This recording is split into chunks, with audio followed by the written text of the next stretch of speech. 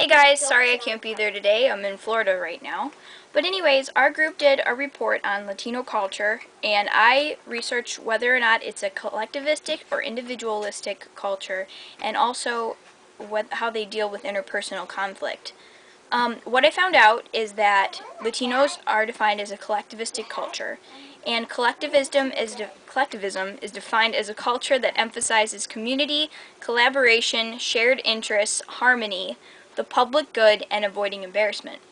Um, some examples of how the Latinos are a collectivistic culture is that they really try to stick close to their family. They have very strong family ties.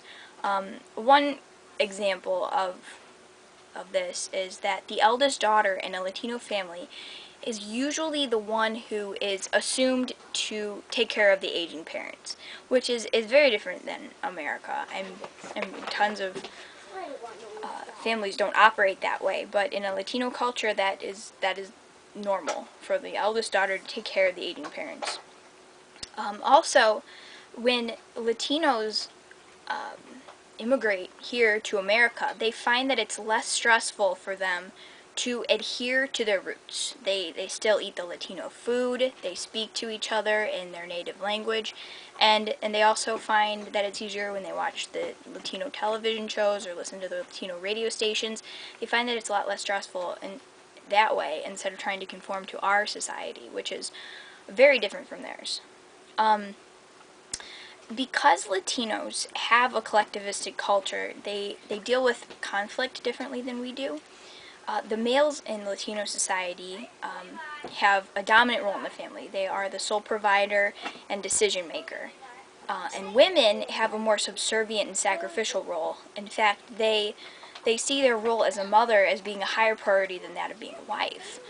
And because of this sacrificial attitude from the Latino women, they're more likely to put up with domestic violence from the males because they don't want to destroy the family. They will sacrifice everything for the good of their family, and so because of that, they're more likely to put up with domestic violence. And also, because Latino men have that domineering role in the family, it's more likely that they will commit domestic violence towards their wives.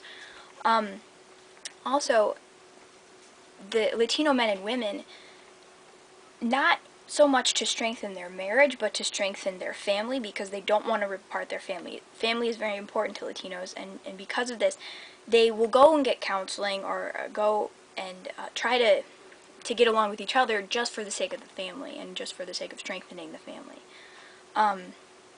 Also, Latino men, if they start to view themselves in a negative manner, they will start to react in a negative manner. They go towards substance abuse and infidelity because if they're not viewing themselves as being a good provider and being a good head of the house, then they'll start to react negatively, which is quite sad, but that's how it works.